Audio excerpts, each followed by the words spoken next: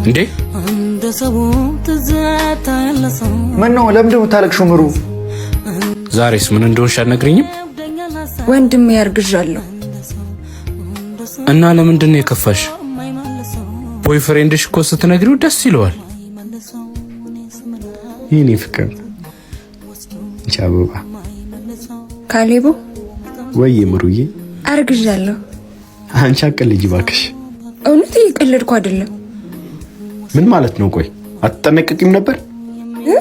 በአንዴ መኮሳተሪንግ ኬዝ ልጅ አልፈልግም እንደምታደርግ ያድርገው። ወይ ጉድ!